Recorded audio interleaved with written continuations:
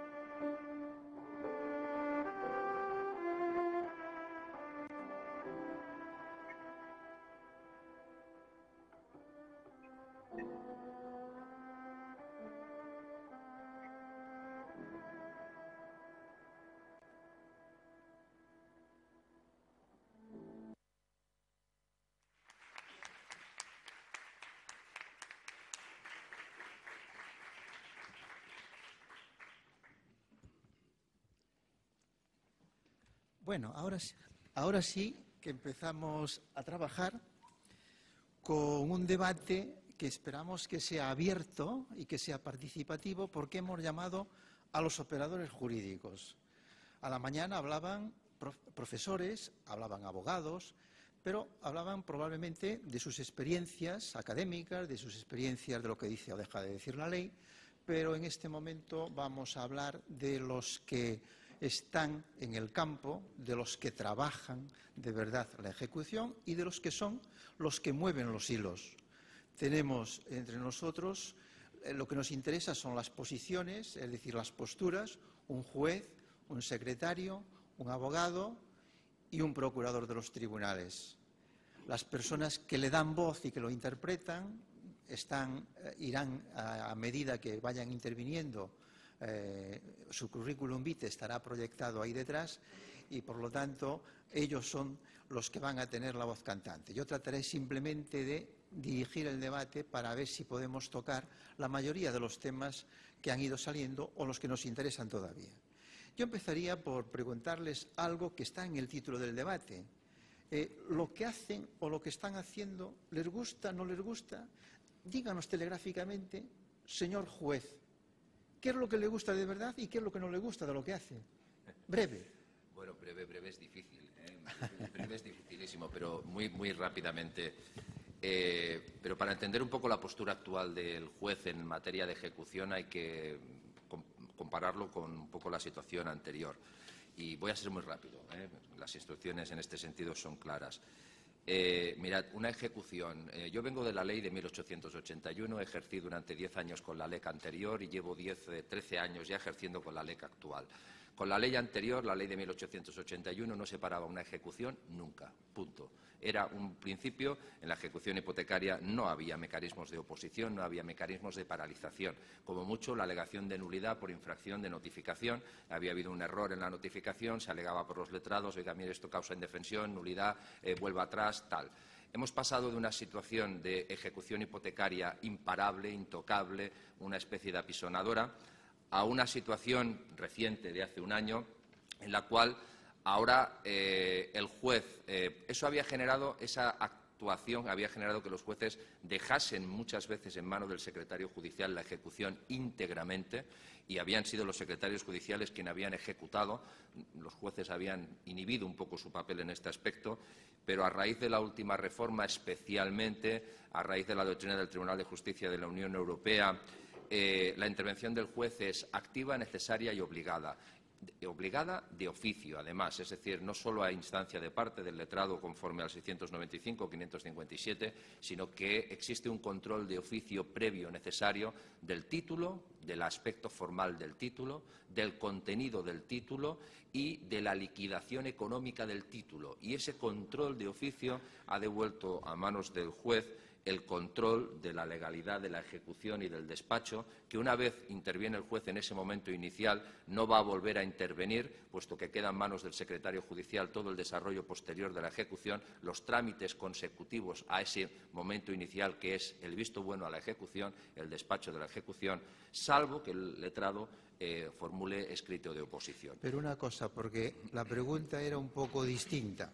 La pregunta era si eso le gusta. Encantado. Mi trabajo, pero no solo por este, sino por cualquier otro aspecto, pero especialmente entiendo que la reforma ha devuelto un poco el control del despacho de ejecución al juez del cual se había inhibido en los últimos decenios en favor del secretario judicial, y hay que reconocer que la ejecución y la ejecución hipotecaria estaba en manos del secretario judicial hasta hace muy poco, y con este trámite del 552, que evidentemente yo también coincido con el anterior ponente de que es extensivo a la ejecución hipotecaria al 100%, devuelve al juez el control de oficio y evidentemente que me gusta naturalmente esa posibilidad de intervenir en el examen del título, en el control del contenido del título, de las cláusulas que contiene el título, su aspecto formal, su aspecto sustantivo y la liquidación económica del título que ha realizado el acreedor. Y debo entender entonces, o debemos entender todos, que lo que no le gusta es que le hayan encargado al secretario más cosas. No, el secretario es parte necesaria en todo el proceso. El secretario además lleva a cabo la ejecución a la perfección. Casi solo preguntamos directamente al secretario, ¿verdad? Pero que quede claro que el juez no se opone a la intervención del secretario, sino todo lo contrario. Se complementan las dos figuras. ¿Qué dice el secretario? complementa un poco lo que ha dicho el magistrado ahora. Lo cierto es que todo lo que ha referido a esa competencia viene determinada o viene referida al punto de partida de la ejecución, es decir, la orden general de ejecución. A partir de ese momento, una vez ha decidido el juez que sí, que el título reúne los requisitos, la ejecución es mía, es mía.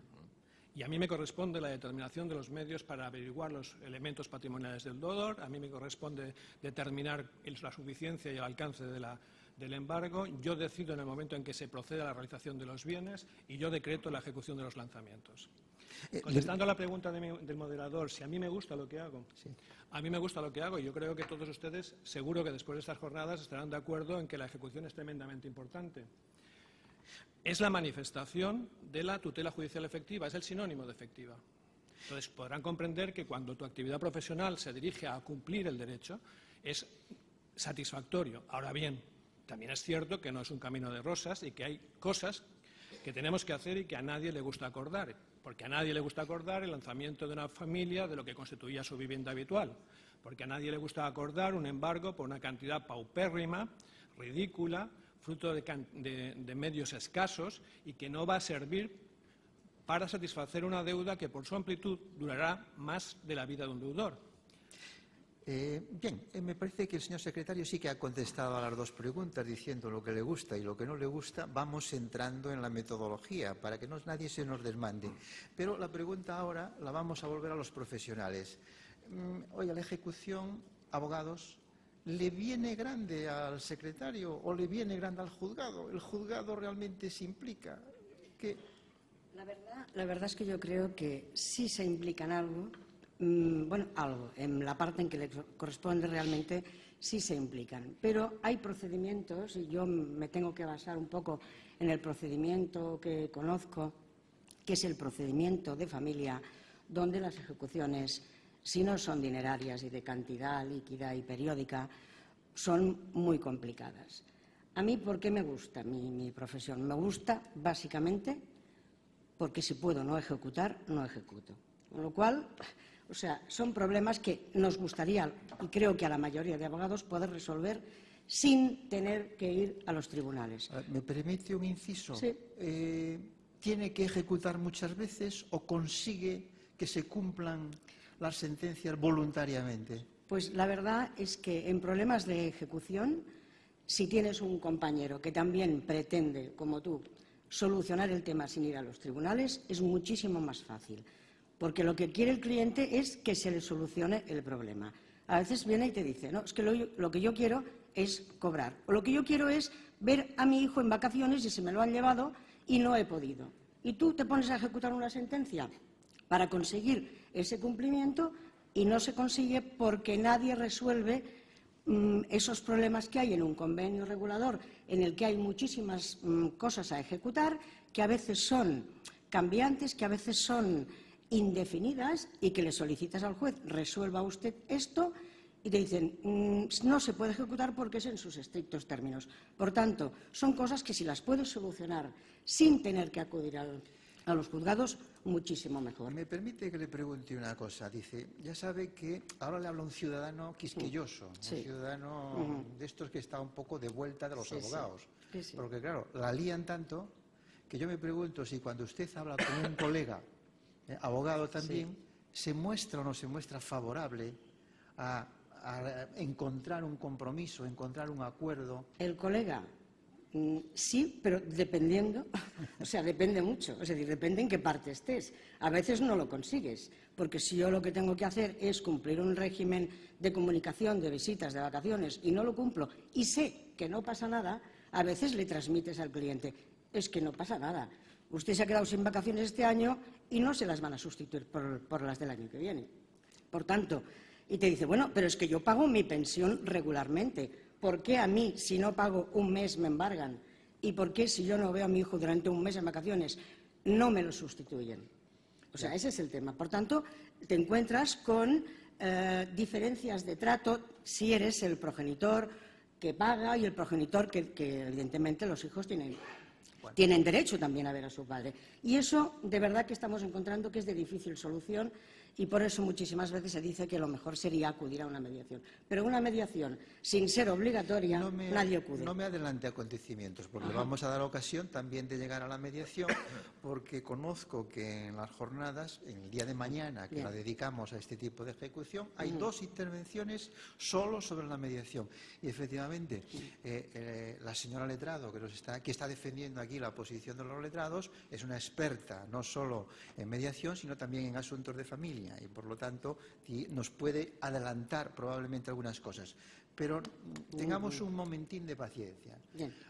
Parece que está claro lo que hace el juez, lo que hace el secretario y lo que hace un abogado en la ejecución.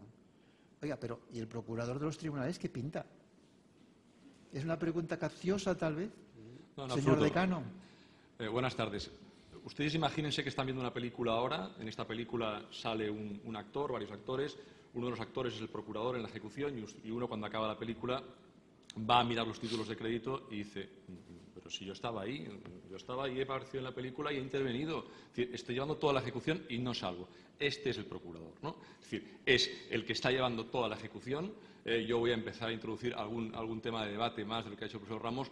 Yo creo que los jueces, con la última reforma, han querido dejar la ejecución, se han olvidado, y creo que a algunos les va muy bien. Han empezado a participar los secretarios judiciales. A los abogados, con perdón, nunca les ha interesado del todo la ejecución, porque quien la ha llevado realmente han sido los procuradores. Pero, ¿qué es lo que no me gusta hacer? Pues insisto, no por aparecer en los títulos o no de la película. Lo que no me gusta hacer es ser realmente quien está llevando la ejecución civil en este país, que se me reconozcan unas funciones absolutamente residuales y, a sensu contrario. ¿Qué me gustaría hacer?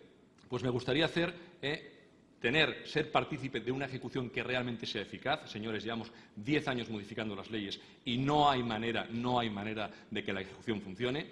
Y me gustaría, ya que está tan de moda, especialmente por la gente del Ministerio de Economía en este país, que parece que legisla también sobre justicia, me gustaría que se nos comparase también, cuando nos interesa, con otros países. ¿Qué sucede, por ejemplo, en países de nuestro entorno?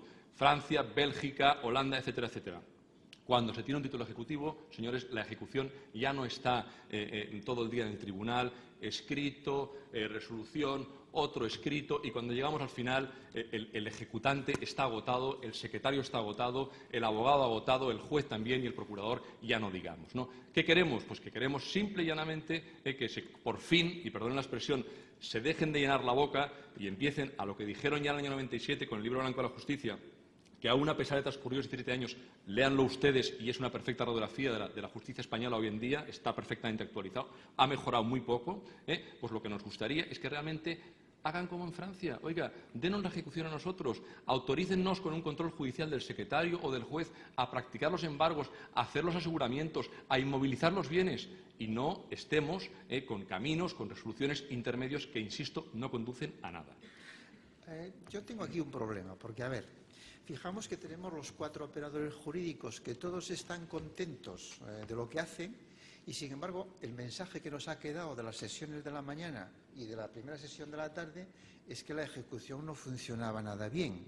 ¿Es que hay demasiada gente interviniendo o moviendo el tema, o es que hay mucha ejecución, o es que, y aquí va una pregunta no capciosa, pero una pregunta, ahora voy a subirme al ciudadano un poco más intelectual, y dice: oiga, el juez, usted ha explicado que venía del sistema antiguo y que hacía toda la ejecución. No hacía nada. No hacía nada. El juez, en la ejecución de 1881, su intervención era residual, igual que un poco la misma situación. Estaba en manos del secretario de facto. Estaba de facto. Pero y de el que hecho, tenía el control y la responsabilidad era el juez, era ¿sí o el no? juez, pero de facto en el 131 de la ley hipotecaria la ejecución la llevaban los secretarios por propuesta de resolución. Vale. Quiere decir que hemos dado un paso y diciendo: el juez, ya que me he desentendido y de facto lo hace el secretario, ahora el secretario es el que la está haciendo. Aquí hay un cúmulo de circunstancias. Yo coincido con Ignacio, el procurador, en relación a de que el 99, no, quizás el 90%, salvo la demanda, el resto de escritos de una ejecución los hace el procurador por sí mismos. No interviene el abogado, sinceramente. Estamos hartos de verlo, salvo la demanda y salvo el escrito de oposición. Son los 2 actos procesales en que interviene el abogado. El resto de escritos son de mero trámite, son de impulso de la ejecución y los hace el procurador de motu propio. No, muy pocas veces se pide. Un momento, abogado, ¿es cierto eso? En temas de familia, no. Familia no. En En tema de ejecución, la de familia no, en ¿cierto? ejecución La otra ejecución, la de ejecución dineraria, el procurador tiene. Y es curioso, como dice Ignacio, que aquí estamos defendiendo posturas ambivalentes, ¿no? El procurador es el que lleva la ejecución, pero no interviene en los títulos de crédito pues porque no le dan la competencia al 100%. La ejecución dineraria, ejecución hipotecaria, ejecución dineraria, el juez interviene en el primer momento, comprueba que el título es ejecutivo y hay requisitos procesales que debe cumplir, que el contenido no tenga cláusulas abusivas y que la liquidación practicada por la entidad de crédito sea correcta. Ese es el control que lleva a cabo el juez en el momento de admisión y a partir de ese momento traspasamos la ejecución íntegramente al secretario judicial, quien se encarga de ejecutar y hacer exacción de bienes. Salvo que el deudor venga con un escrito de oposición diciendo, oiga, que usted donde debió haber mirado que había una cláusula abusiva no lo hizo, o donde despachó ejecución de forma incorrecta y debió haberlo verificado, y viene el letrado y nos lo pone de manifiesto. Le puedo preguntar una cosa al señor secretario, y es que, por un lado, ahora ya han dejado la ejecución, según el sistema legal, prácticamente en manos del secretario. Pero fíjese que aquí, a la izquierda de la mesa, ha surgido una voz que pide más competencias y que pide figurar en los títulos de crédito y en los papeles. ¿Supondría eso un escalón hacia abajo, en el medio, hacia arriba?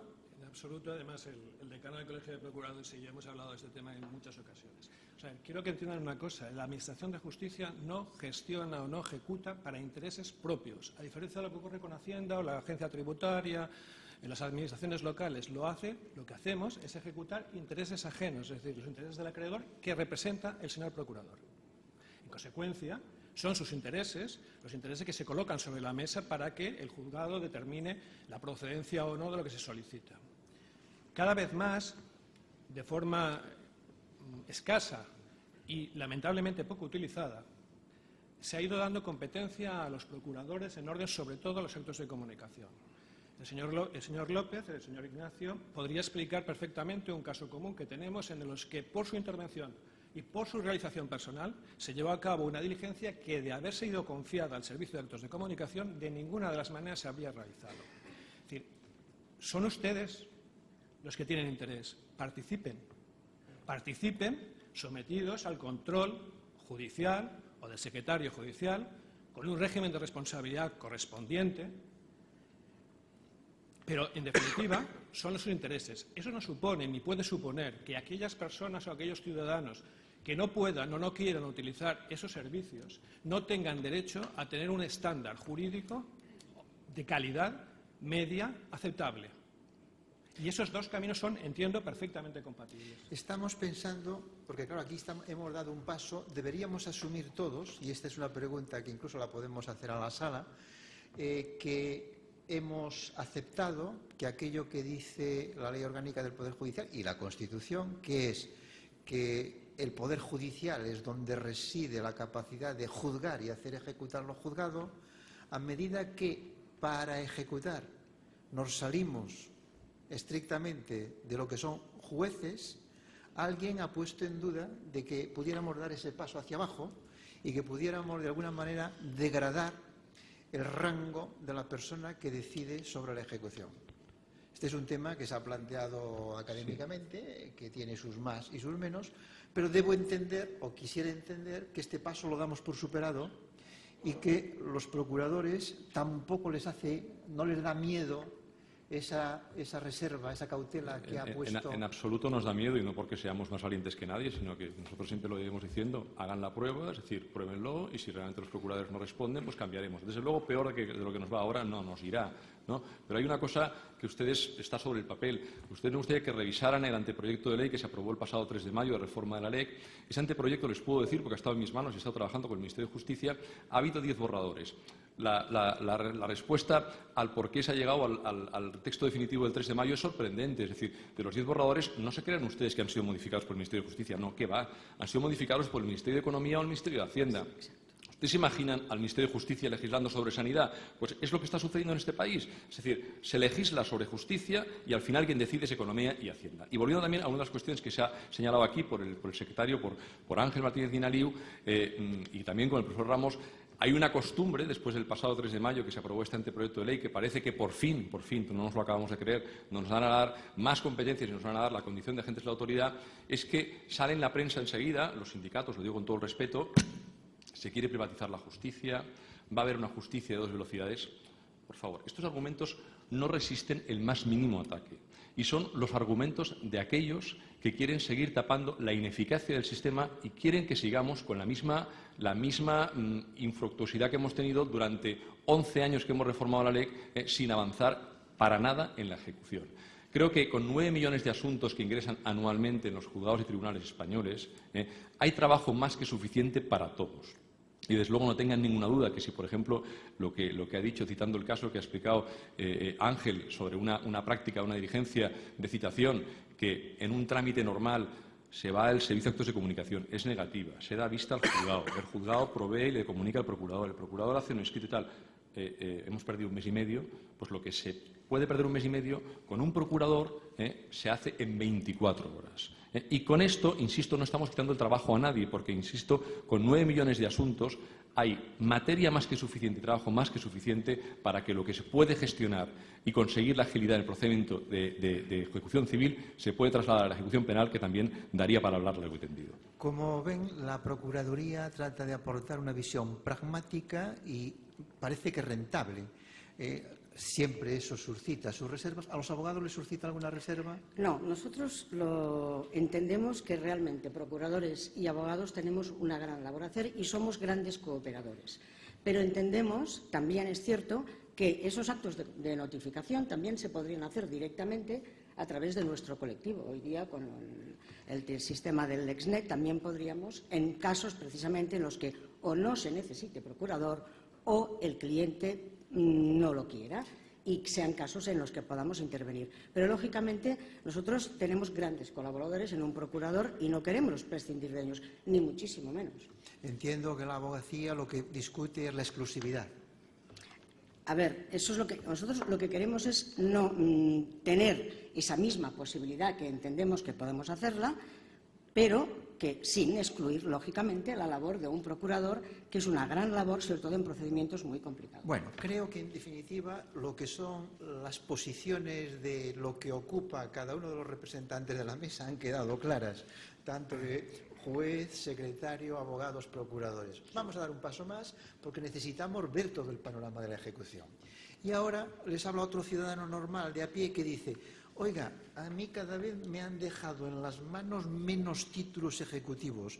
Yo antes tenía alguno más, por ejemplo, tenía las letras de cambio, tenía los pagarés, tenía los cheques. Estos, con la reforma, me los han quitado. Claro, a cambio, me han dicho que me ofrecían un procedimiento monitorio. Me parece que el señor secretario tenía alguna puntualización sobre este tema. ¿Sirve para algo el monitorio? El procedimiento monitorio se ha erigido, ustedes juzgarán si bien o mal, en el procedimiento estrella. Yo me he tomado la libertad, para no hablar de intuiciones, sino de datos, de consultar la estadística de mi juzgado, como mi juzgado hay 47 más en Barcelona, civiles puros, y determinar cuál era el porcentaje de procedimientos monitorios en relación al número de procedimientos contenciosos. Entendemos por procedimientos contenciosos todos, excepto jurisdicción voluntaria de ejecuciones. Bien, el año pasado, en el año 2012, el procedimiento monitorio vino a representar, en términos redondos, un 48% de las demandas. Un 48% de las demandas. En un tiempo en el que ha aumentado la conflictividad como consecuencia de las participaciones preferentes, swaps, deuda subordinada y demás gracietas bancarias, y que se mantiene estable la conflictividad derivada de culpa extracontractual, es decir, siniestros, etcétera, etcétera, hay que reconocer que el procedimiento monitorio es un procedimiento terriblemente utilizado. Otra cosa distinta es su resultado, y me explico. De ese altísimo porcentaje de procedimientos, solamente un 9%, solamente en un 9% se consiguió el pago o satisfacción extraprocesal. El número de procedimientos que devino en procedimientos declarativos fue realmente poco significativo, lo cual significa que para eso sí sirve, es decir, evita pleitos o pleitos declarativos. Lo que resulta muy curioso es que de todos los procedimientos, alrededor de un 40% llegaron al requerimiento y a la creación del título de ejecución, que es el decreto. Pero, y eso sí que es llamativo, de ese porcentaje de procedimientos monitorios en los que se crea el título, poco más de un 50% llega a pedirse ejecución. Y claro, resulta sorprendente que teniendo un título que sirve para abrir la ejecución, no se solicite. Como existe una realidad ajena a los juzgados, solo podemos especular la existencia de pactos, bien, o que en un momento determinado un procedimiento pasa a ser oneroso en cuanto que a partir de 2.000 euros vamos a necesitar o van a necesitar un abogado y un procurador para que interponga la demanda. Y eso puede no ser rentable en este momento, más allá de prácticas de otro tipo de prácticas. ¿Han perdido los abogados negocio con los monitorios o han ganado? La verdad es que en este tema no te puedo contestar, porque es que ¿No se necesita ni abogado ni procurador para la solicitud? No, pero es que yo entiendo que, o sea, el profesional es también para asesorar. Por tanto, entiendo, bueno, lo pueden haber perdido, porque antes era obligatorio. Era obligatorio. Claro, por tanto, en esta faceta sí que, en el tema judicial sí. En el tema judicial sí. La pregunta para un procurador es, a pesar de no ser obligatorio, ¿se utiliza el procurador en los monitorios? Un momentito solo por alusiones, brevemente, telegráficamente. En el tema de las notificaciones que ha dicho antes mi compañera, la vicedecana del Colegio de Abogados, sí puntualizar que de los 50 millones de notificaciones que se tramitaron el año pasado en España, el 99,9% fueron tramitadas por los procuradores. ¿Saben por qué? No porque seamos mejores ni peores, porque es el único colectivo jurídico que no tiene la posibilidad de rechazar las notificaciones, y es decir, todo se notifica el mismo día. Si no lo cojo yo, hoy estoy aquí, lo coge el Colegio de Procuradores. Esto no pasa en ningún otro colectivo. Respondiendo a la pregunta del monitorio. Yo creo que con el monitorio ha sido la gran apuesta, pero quizás también ha sido el gran fracaso. Es decir, es tremendo, como decía el secretario, de que prácticamente un 40% de las demandas que están sobrecargando a los juzgados civiles estén dedicadas a los monitorios. Es decir, el monitorio ha demostrado clarísimamente que luego no da lugar a procedimientos ejecutivos. Es muy difícil localizar a los deudores. Las energías que se pierden en averiguaciones de domicilio son tremendas. Y quizás también yo creo que una apuesta que se debería hacer, no sé si lo que quiere hacer ahora el Ministerio de Justicia de concederle estas competencias a los notarios sea la mejor situación, pero en nuestra opinión tendrían que salir del juzgado estas reclamaciones, crear una oficina, por ejemplo, gestionada y dirigida por los secretarios judiciales, en las cuales los requerimientos de pago se pudieran practicar por los procuradores, y les aseguro, aún manteniendo, por supuesto, el asesoramiento de los abogados, les aseguro que se ganaría, habría un ahorro tremendo en cuanto al timing de tramitación y también un ahorro tremendo en cuanto a los costes de tramitación de esos procesos. Esta visión de rentabilidad, no sé si el señor Puela comparte. Hay dos cosas que sí debo comentar. Venga. La primera es la siguiente. Guerra. El monitorio, no, guerra no, pero Sí, guerra. El monitorio, yo soy juez decano de Mataró, los monitorios llegan en cajas de 60 y 70 en empresas. Hoy te viene una empresa de Madrid, una caja de 70 monitorios, mañana te viene otra empresa de Sevilla con otra caja de 70 monitorios que repartimos. Los monitorios sí que es cierto que están pensados para el pequeño empresario que pudiera venir al juzgado a reclamar la factura impagada del taller, y se ha convertido en un mecanismo de recuperación de IVA, puro y duro. Es decir, se presentan los monitorios para recuperar el IVA delante de Hacienda. Se ha demandado, se ha requerido de pago judicialmente, o se va a requerir de pago judicialmente, y eso genera una posibilidad de recuperar el IVA de las facturas, y empresas como, no diré, empresas de telefonía, empresas de gran mercado, vienen, pues a veces nos llegan pues cajas de monitorios, que es papel puro y duro sin ningún sentido. Pero por eso sí que se ha generalizado, sí, se ha extendido absolutamente. Es eficaz en la mayoría de veces. En su concepción, tal como está siendo empleado, no pretende la recuperación del crédito, sino que pretende otros objetivos. Y como muchas veces lo que se pretende es requerir de pago y obtener un proceso de negociación extrajudicial, en virtud del cual no se insta la ejecución porque se está cobrando extrajudicialmente y se alarga el proceso durante un tiempo, pero ya tienes ahí un elemento de presión a favor del deudor. Se está insistiendo mucho por los operadores, y antes también por el profesor Cuevillas, que también lo fue mío en su época, desjudicializar. Lo he oído esta tarde muchas veces y yo debo insistir. No, hombre, no hay que desjudicializar nada. Aquí lo que estamos diciendo desde el primer momento es que tiene que haber una tutela, y la tutela implica un control, y el control lo establece el juez. Y el juez no tiene por qué tener el control directo de la situación, pero sí por la vía del recurso. Siempre estamos diciendo, los procuradores quieren la ejecución, los secretarios quieren la ejecución. Correctísimo, lo hacen perfectamente, lo hacen de maravilla, y lo están haciendo correctamente, todos ellos son grandes profesionales. Pero no desjudicializando, sino permitiendo al ciudadano que tenga la capacidad, si alguno de ellos en su trabajo comete un error, lleva a cabo una interpretación incorrecta, lleva a cabo una actuación errónea, que se pueda revisar su actuación por la vía del recurso, igual que se lleva a cabo con la actuación del secretario a través del recurso de revisión o a través de la actuación del procurador, si es lo que realmente se pretende. Es decir, como decía antes el profesor Ramos Méndez, juzgar y hacer ejecutar lo juzgado, la Constitución, el 117, se lo atribuye a los jueces. Y en algún momento, si no es por control directo, sí por control de la vía del recurso, tiene que intervenir el juez y tiene que haber no la necesidad de intervenir, sino la posibilidad de intervenir cuando otros operadores estén actuando sobre el mismo tramo de la ejecución y pueda haber alguna interpretación errónea, alguna interpretación que afecte a derechos o alguna interpretación que afecte al fondo, no solo a la forma, y que deba ser revisada. Por eso se está hablando mucho, vamos a desjudicializar la reclamación, vamos a desjudicializar el monitoreo. No, simplemente permitir... Y perdona, Pablo, ¿y no ves más lógico que en vez de que tenga que mirar y comprobar la bondad del título lo haga un notario, que no lo haga un secretario judicial y después, en caso de alguna duda, lo pueda revisar el juez? Es que yo no entiendo. Mira, es decir, el monitoreo, la reclamación por vía de monitoreo de la mayoría de reclamaciones, son mayoría bancos, la mayoría de monitorios son bancos quienes ejecutan, y yo me examino el préstamo, me examino las condiciones particulares con lupa real, porque es que no se leen. Hay una instrucción del Banco de España que todos los contratos bancarios tienen que tener 1,5 milímetros como mínimo de lectura.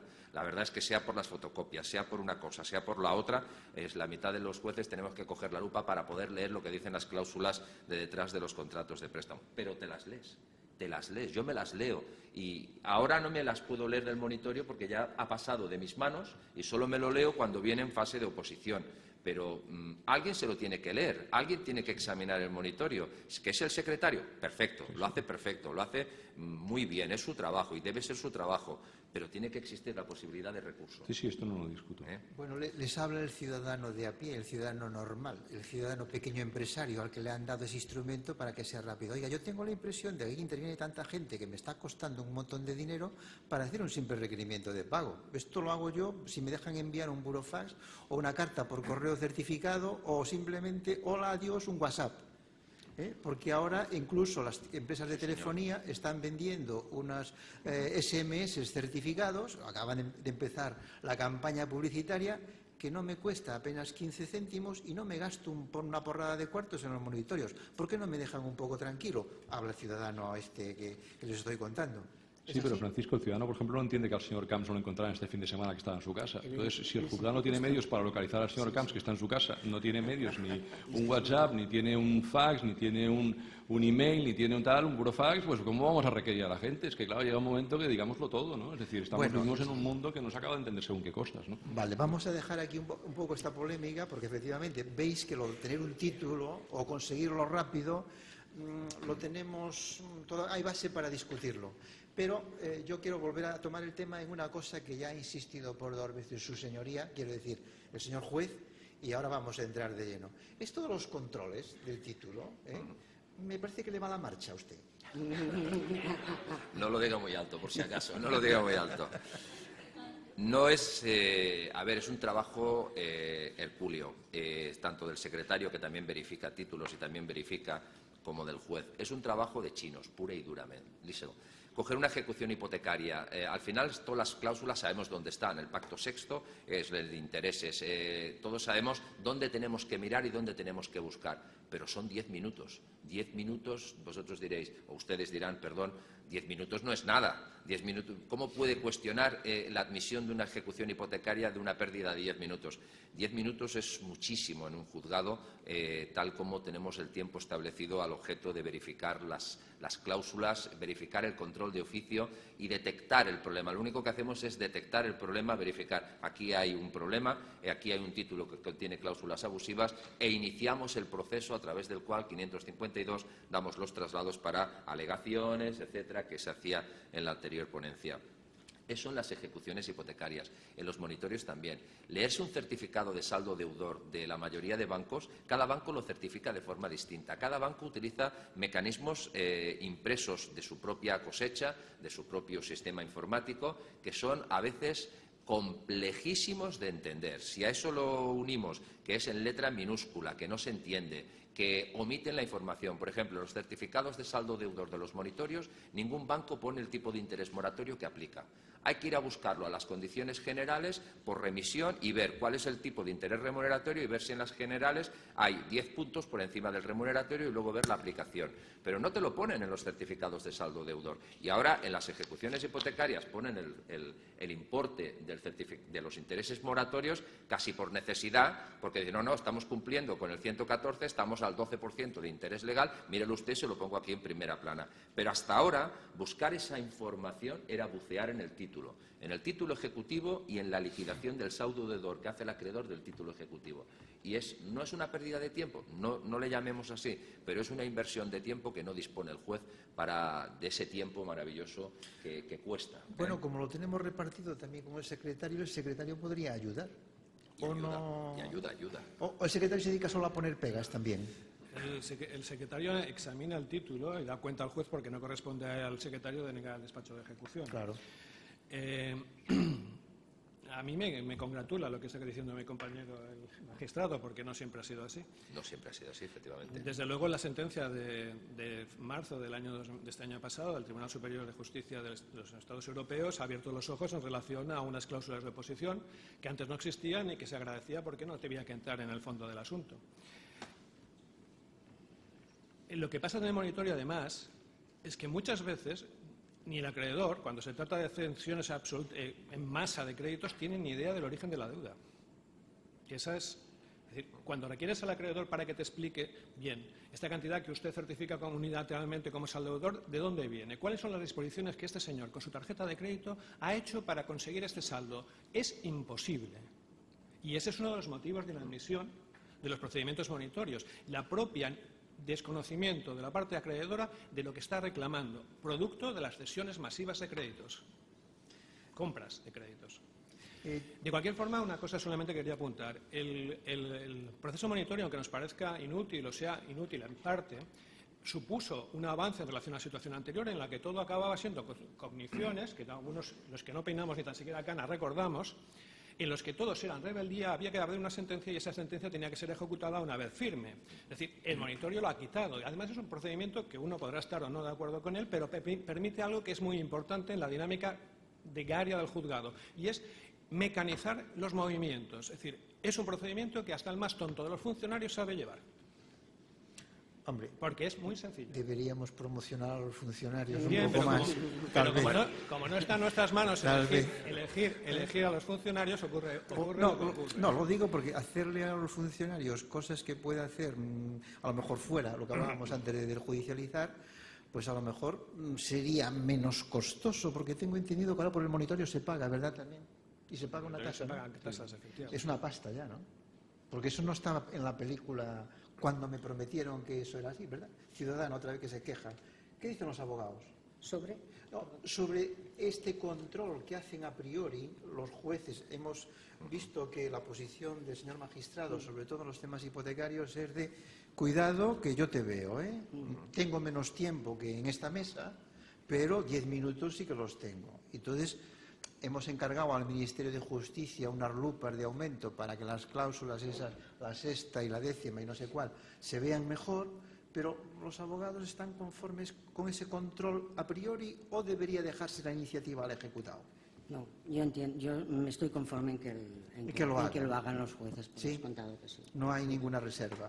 Al menos que a mí me conste, no. Vale. Es que no. Bueno, en este tema el procurador tiene... Sí, a mí me gustaría decir algo también, y no sé, tampoco quiero seguir introduciendo más polémica, pero tenemos poca memoria, tenemos muy poca memoria. Es decir, antes del 14 de marzo se miraban muchos jueces las escrituras de hipoteca, sí, se la miraban y tal, pero ahora de repente, desde la sentencia famosa del 14 de marzo, todo el mundo está mirando las escrituras de hipoteca así, a ver qué encuentran, ¿no? Es decir, lo que antes no discutía nadie, la cláusula de vecindad anticipado, los intereses de demora, ahora te lo discuten todo. Es decir, ha habido momentos, con perdón y lo digo con todo el respeto, que han aparecido lo que llamo yo, y mucha gente, los Robin Hoods de los procedimientos hipotecarios. O sea, nadie miraba prácticamente nada, porque tampoco había ni una sola oposición, y ahora de repente, por arte de birlibirloque, desde el 14 de marzo, incluso antes de que se dicte la famosa ley de protección del deudor hipotecario, todas las hipotecas son nulas.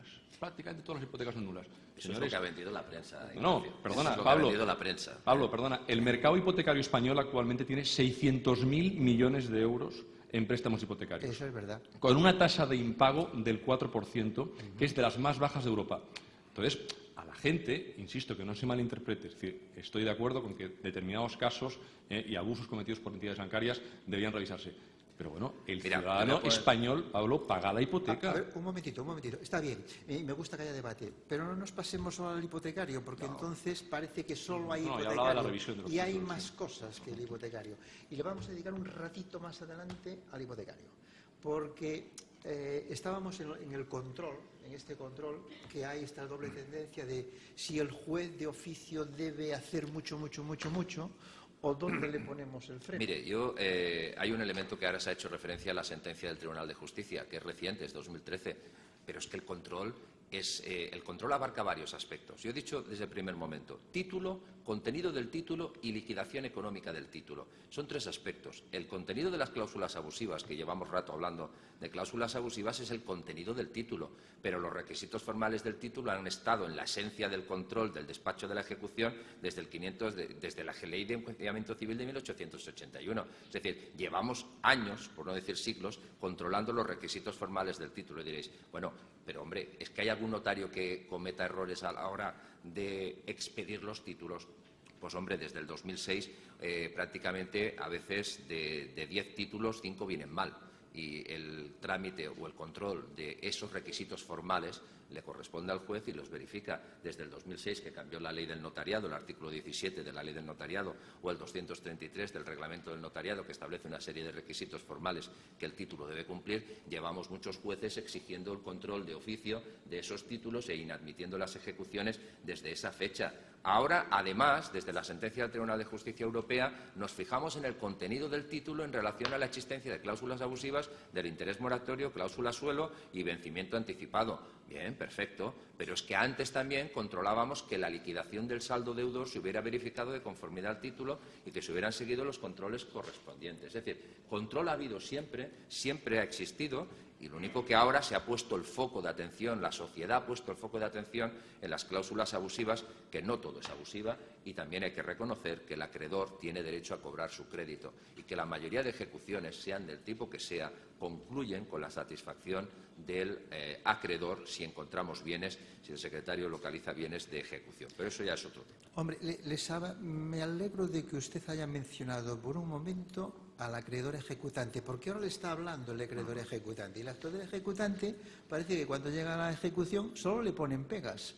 Y ya, bueno, en las ejecuciones por títulos como los hipotecarios... No le llamemos pegas, llamémosle verificación de los exámenes formales del título, que es como lo hemos llamado siempre. Un momento, vamos ahora a pensar que yo soy un ejecutante que a lo mejor estoy ejecutando una sentencia. No solo se ejecutan títulos no judiciales. Es otra historia, ¿eh? También... cuidado. Es otra historia. Cuidado, porque yo observo... La sentencia se ha obtenido con intervención de un juez. Por supuesto. El título con intervención de un notario. Por supuesto. Por eso digo, como ciudadano ejecutante, yo agradecería que alguna vez el sistema, en ese equilibrio, también se olvidase, o sea, no olvidase mi posición de ejecutante. Vamos a dar un pasito más, porque tenemos aquí un tema. Me parece, vamos a preguntarnos si se embarga algo. Y tenemos aquí una noticia, fíjense. A ver, señor secretario, por favor, ¿usted consiente este tipo de situaciones? Quédese con el rótulo. Ryanair evita pagar una indemnización por tener solo 67 euros en su cuenta. ¿Usted no hace nada? ¿Se embarga algo de verdad? Se embarga. Vamos a ver, para que quede claro, la ejecución se sigue contra quien no quiere pagar y contra quien no puede pagar. Esos son los dos grandes bloques, lo demás son despistes. Entonces, tenemos ahora últimamente, bueno, hace unos años para acá, un instrumento para el embargo de las cuentas, del dinero en cuentas, absolutamente eficaz. El problema es que el deudor ya sabe que es deudor. No es algo que le viene de nuevo, sabe perfectamente cuáles son las consecuencias, qué es lo que se va a embargar. Pónganse ustedes en el lugar de un deudor, ¿qué es lo que le vamos a embargar? Pues el dinero. El dinero que tienen en el bolsillo no, el dinero que tienen en cuentas. Lógicamente se procura no tener dinero en cuentas. ¿Qué conseguimos embargar de forma más eficaz? Aquel dinero que todavía no tienen, pero que van a tener. Subvenciones, devoluciones del IVA, sueldos, aquello que no puede sustraerse de forma inmediata a la acción de la justicia. Entonces, Pero no nos pidan lo imposible, no pidan que embarguemos lo que no existe. ¿Qué es lo que más se embarga? Lo que más depende de la tipología, pero lo que más se embarga son saldos en cuentas corrientes y otros activos financieros, las devoluciones del IVA y el IRPF y bienes inmuebles. Si me permites, solo una incidencia en cómo se embarga. Yo que también vengo de la época anterior, antes enviábamos un oficio a Hacienda y a los 6 meses Hacienda nos devolvía el oficio. Antes enviábamos un oficio a un banco diciéndole embargue usted esto y a veces el oficio se retardaba 2 días hasta que se daba tiempo a vaciar la cuenta, porque se avisaba. Esto funcionaba así, ha sido así. Hoy esto no funciona así. El secretario, a través de la oficina, embarga telemáticamente y traba embargo, no voy a decir automático porque no es la palabra, pero casi, ¿no? Sí, son 5 días para que te conteste. O sea, se lo explico un momento para que... Sí, no, tiene que explicarlo porque esto nos interesa mucho. A través del Consejo General del Poder Judicial, al que accedemos ahora a través de la aplicación de la cuenta de consignaciones. Dictamos la orden y todas las entidades financieras adheridas a esa plataforma, que son prácticamente la totalidad de las entidades financieras de este país, tienen que contestar en el plazo de 5 días al Consejo General del Poder Judicial. Y contestan diciendo si existen cuentas, si no existen cuentas, cuál es el importe del dinero que existe en esas cuentas y si, no siendo cuentas a la vista, son o tienen otros activos financieros. Esa información de los activos financieros la tendremos que recabar de forma individualizada. En 5 días se embargan las cuentas y esa misma plataforma nos remite el dinero. De una sola cuenta o de distintas cuentas si los embargos son parciales. Señor Procurador, ¿eso funciona de verdad? Yo, Ángel, también me vas a permitir que discrepe. Y discrepo porque, a ver... Rotundamente. Rotundamente. Así Rotundamente. diría el profesor Serra. Ya lo ha dicho el profesor, ya no hace Lo falta diría el que- profesor Serra.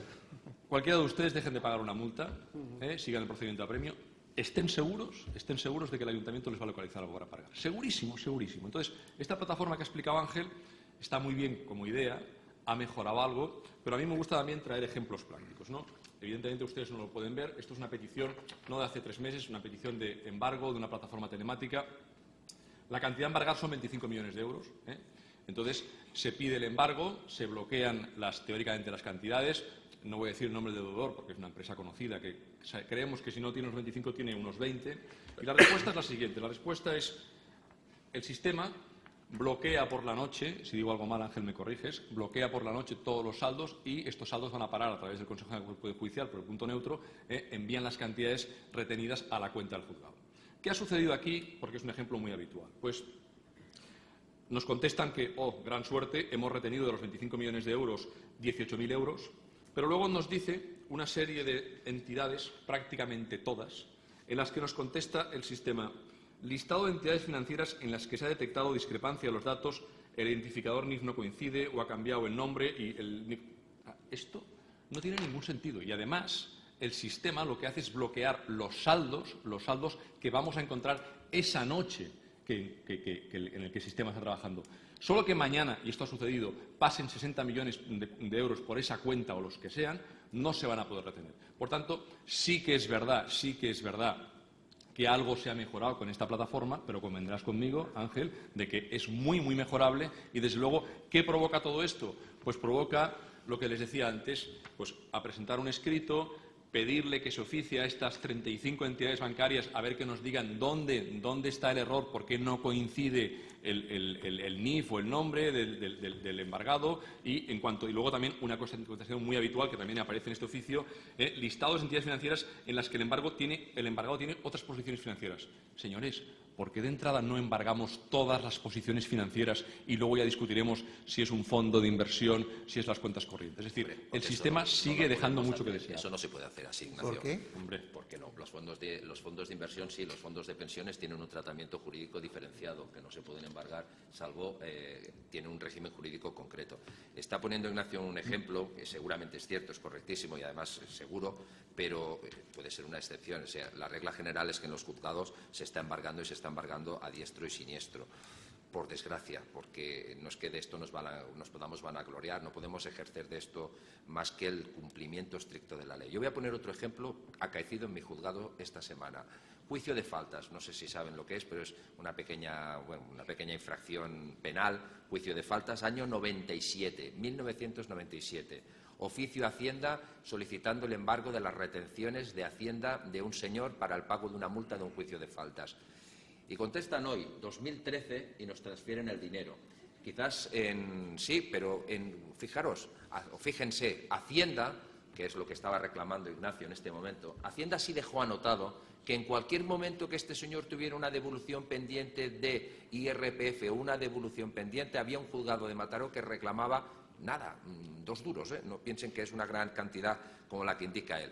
Bueno, de 1997 al 2013, evidentemente, está más que prescrito, porque esta es una ejecución prescrita, pero prescrita por todos los sistemas. Le hemos devuelto el dinero. Es decir, pero podemos poner ejemplos, evidentemente, le hemos devuelto el dinero, Pablo, pero podemos poner ejemplos. Si me permite moderar una pregunta solo, que seguro me podéis contestar.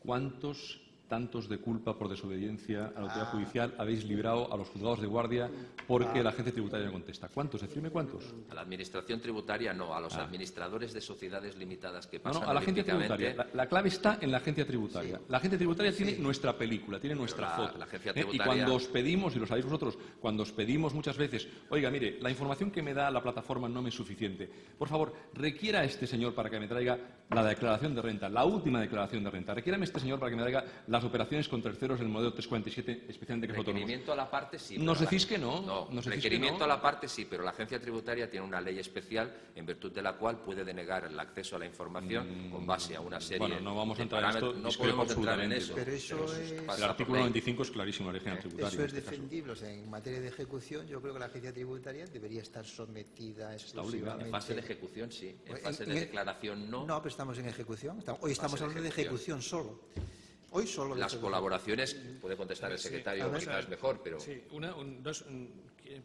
resumiendo, es decir, es que hay dos grandes problemas que se han venido apuntando en relación a la ejecución civil.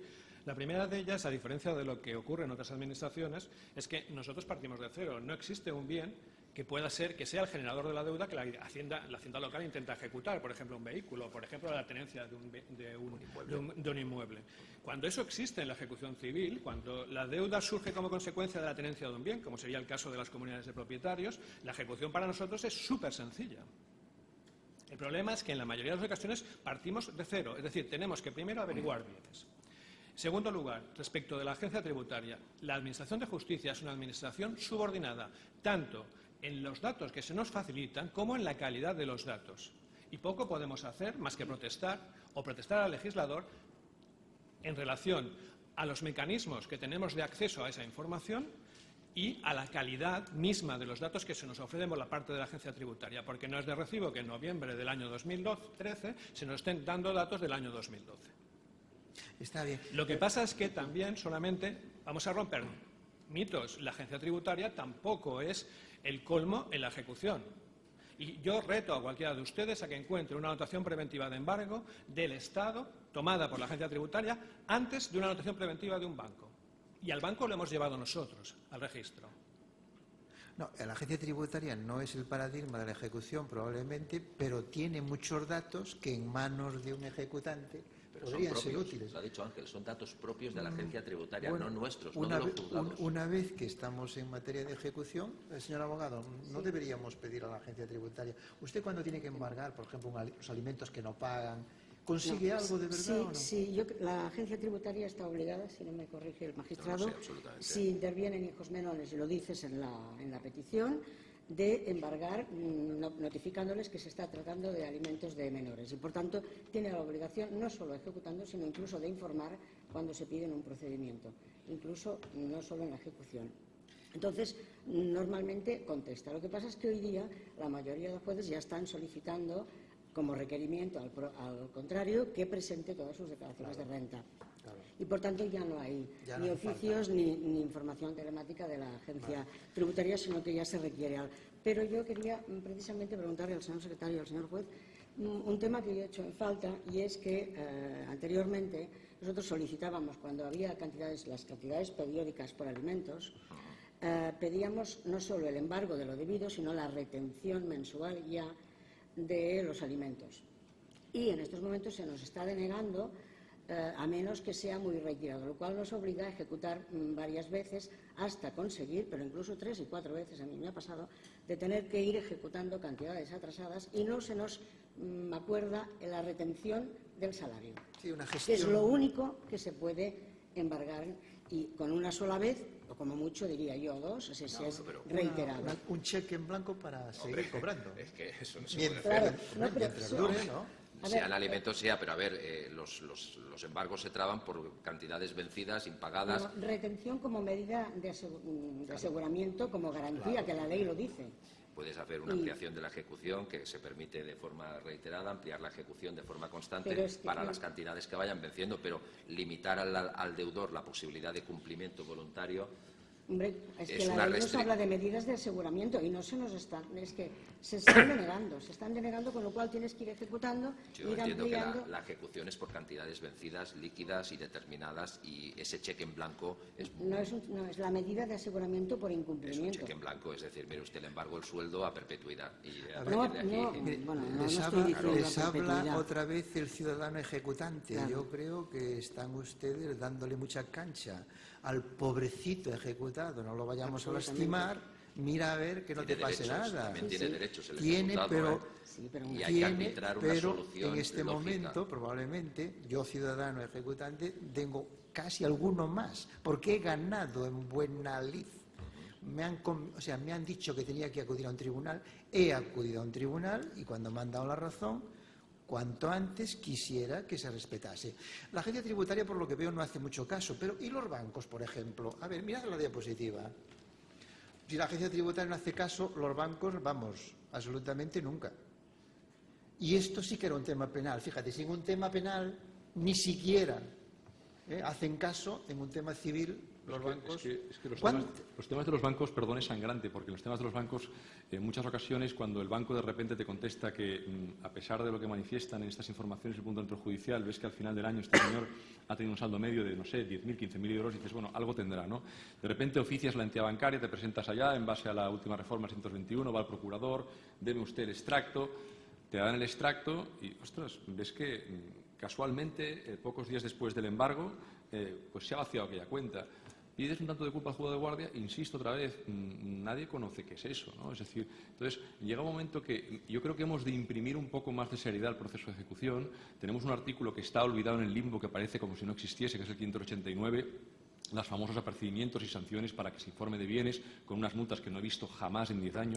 En otros países, como en Francia, etcétera, etcétera, estos requerimientos tienen un peso. Pero luego también hay una cosa, Pablo, en la que discrepo. Es decir, yo estoy de acuerdo que vosotros, como jueces y como secretarios, tengáis que tutelar también al ejecutado. Pero es que llega un momento que el ejecutante no entiende nada. No entiende nada porque se piensa que el ejecutante es el malo de la película. Es decir, estamos pidiendo embargos y casi esa cláusula de estilo que pedimos embargar una finca. Es verdad, igual es una deuda de 10.000 o 15.000 euros, pero solo tenemos la finca a embargar y nos contestáis muchas ocasiones, estése al resultado de la variación de domicilio. Y mientras tanto, quizás ese ejecutado probablemente tiene otras deudas con otras entidades bancarias y el juez de al lado que ha dicho, oye, ¿sabes qué? Vamos a tirar por el camino del medio y vamos a embargar. Y te das cuenta que al final, en ese primer juzgado, cuando has conseguido convencer que no había nada que embargar y que sí que tenías que llegar a embargar esa finca porque es lo único que tienes, resulta que te han pasado 3 embargos delante de gente que ha ejecutado después. Bueno, tenemos un 592 que establece que los bienes inmuebles se embargarán en cuarto o quinto lugar del orden. Hay que respetar un orden establecido en la ley y entiendo que lo que no es exigible a una de las partes, al juez en concreto, ni al secretario tampoco, es que se salte el orden del 592. Y entonces una cosa, si después algún día, y pregunto, y perdona, y esto no lo digo con todo el respeto, y si algún día os encontráis, porque esto también yo creo que algún día lo tendremos que vivir, con alguna demanda de responsabilidad diciendo, señores, me han pasado tres cargas de anotaciones de embargo delante, ¿qué vamos a hacer ahora? ¿Quién es responsable? Yo recuerdo también una cosa que escribió hace muchos años el profesor Cachón, que tengo aquí delante, en el tema de los oficios o los embargos, ¿no? Muchas veces se dice, antes de oficiar y de embargar, averígüese los bienes. Y el profesor Cachón, y si no me corrige, escribió que por qué en el momento inicial, antes de saber incluso las cuentas, se envía una orden de retención. Que luego hay un exceso, oiga, ya cancelaremos el embargo, pero tenemos el dinero. Es decir, yo creo sinceramente que hemos de cambiar la política que seguimos actualmente en la ejecución, porque desde luego sin perjuicio de que se tengan que proteger a determinados deudores, insisto, especialmente en aquellas situaciones de personas especialmente desprotegidas, actualmente el que está desprotegido es el acreedor. O sea, es un país que, perdón, es un país que hemos pasado, recuerdo, de hace unos años, de hace 5 años, hemos modificado 7 veces o 5 la ley de desahucios. Vamos a buscar los desahucios express y ahora estamos hablando de leyes que se titulan Ley de Protección del Deudor Hipotecario. Sí, está muy bien, pero no pasemos de un extremo al otro. Bueno, pero hay unas leyes que hay que respetar. Sí, bueno, unas leyes que hay que respetar, pero insisto, el ejecutante se siente desprotegido totalmente. Bien, pero 590 y 591 establecen una serie de normas a seguir por el secretario judicial y por el juez, tanto por él en primera instancia y luego por el juez por vía de revisión, y el 592 en las que se establecen una serie de trámites de averiguación patrimonial, que es lo que hace el punto neutro judicial, que es la averiguación patrimonial. Yo discrepo en que seamos, quizás, bien, tienes tú una perspectiva mucho más amplia desde el punto de vista de que ves muchos más juzgados, porque luego a veces jueces y secretarios incurrimos en el error de estar pensando en nuestro propio juzgado, lo vemos que más o menos somos ágiles en nuestro propio juzgado y pensamos que todos somos igual. Y ciertamente el procurador, y más Ignacio, que se relaciona a nivel de toda Cataluña, tiene una perspectiva mucho más amplia y analiza casos de muchos juzgados y dice, bueno, pero es que esto no es la regla general, la regla general es la otra. Pero bueno, lo que está claro es que hay un principio de legalidad y el secretario no se lo puede saltar, y el juez ni menos, lógicamente. Si le consuela al ciudadano, yo en la ejecución parto de que hay un bueno y un malo, y el acreedor es el bueno. ¿Es el bueno? Es el bueno, es el que tiene derecho, reconocido, cuando menos. Pero también es cierto que hay una serie de principios y de normas en la ejecución que tienen que ser respetados: el principio de proporcionalidad, suficiencia, menor onerosidad, mayor facilidad. Si yo embargara un piso por 800 euros, saldría en este mismo mural. Entonces, vamos a ver, tenemos por designado ese bien y vamos a buscar algo que sea más fácil de realizar y que no cause el perjuicio que causa un embargo y los costes que causa un embargo de un bien inmueble. Parece razonable. Una cosa es embargar, Ángel, y otra ejecutar. O sea, tú puedes embargar, asegurarlo, y después con el embargo ya te vendrán a pagar si tienes embargado el piso. Ya lo subastaremos después o no. Si embargas un piso, limitas la función de capitalización del inmueble como mecanismo de financiación del deudor. Todos lo sabemos. Tener un embargo trabado en el registro implica una limitación de obtención de crédito. Yo no me invento el precepto que dice que no se embargarán bienes de excesivo valor si constan otros en el patrimonio. Sí, pero este mismo artículo, perdonar, sigue diciendo que si cuando solo hayan esos bienes sí que se embargarán. Exacto. Y este artículo parece que no existe, esta parte final del artículo. Exacto, pero una designación inicial de un único bien inmueble para un pago de una cantidad ridícula no supone el cumplimiento de la Si no tengo otra cosa, mientras estamos averiguando bienes y oficiando, bueno, otra cosa, y como decías muy bien, Pablo, la perspectiva quizás de Mataró, de Barcelona y tal, es distinta. Vete a según qué juzgados de fuera, no voy a decir los juzgados, en las que te dicen que, bueno, y las consultas de bienes. Hoy, es que mira, esta semana el funcionario no está y llevamos un mes sin poder consultar bienes. Fantástico. Fantástico. Esto es fuerte, ¿no? Eso es una consecuencia de la situación de la Administración de Justicia, de los recortes y demás. Pero no hay que excusarlo. No se puede excusar. No lo excusamos, pero entonces ese reparto de la tutela efectiva es un poco desigual, porque aquí hemos pasado de decir que se defendía al acreedor, que normalmente es lo que decía la ley y es lo que le promete la ley, y estamos diciendo, cuidado, deudor, que los derechos... No, pero es que hay muchos acreedores. No podemos fijar en un mismo saco a todos los acreedores. Hay muchos tipos... ¿Cómo los discriminamos? Los bancos son malos por naturaleza y los demás son buenos. No, en absoluto. Lo has dicho muy bien. Señor que está ejecutando una sentencia, que ha obtenido una sentencia con un proceso declarativo previo, ese señor, la sentencia ya lo prevé la propia ley. La oposición no paraliza. Para empezar, ya la propia ley establece un mecanismo a su favor. Pero un señor que obtiene un título por la vía de la intervención notarial, bien, pues ese título debe ser examinado con un poco más de detenimiento porque no ha intervenido el juez en su realización. Vale, eso ya lo hablamos. Este es el del control y esto nos ha quedado bastante claro. Yo quería decirlo, sobre todo que lo que ha dicho Ignacio estoy totalmente de acuerdo. Una cosa es embargar y otra cosa es ejecutar. Entonces, muchas veces te encuentras que lo único que tiene un señor o una señora que tiene que pagar una pensión de cualquier tipo o una indemnización es un bien. Ese bien, los alimentos, a los 3 años, al menos en Cataluña, si no se han reclamado, no se han ejecutado, prescriben. ¿Qué pasa? Que llega un momento que si no puedes embargar una vivienda, que es lo único que existe, es lo único que puedes ir haciendo, embargar y volver a embargar hasta poder ejecutar con una cantidad importante, porque mientras quien está alimentando al menor o está prescindiendo de su pensión es el ejecutante. Entonces, te encuentras pues que al final dices, bueno, pues es que si lo único que hay es la vivienda, pues hay que hacerlo. Y lógicamente, ir reembargando.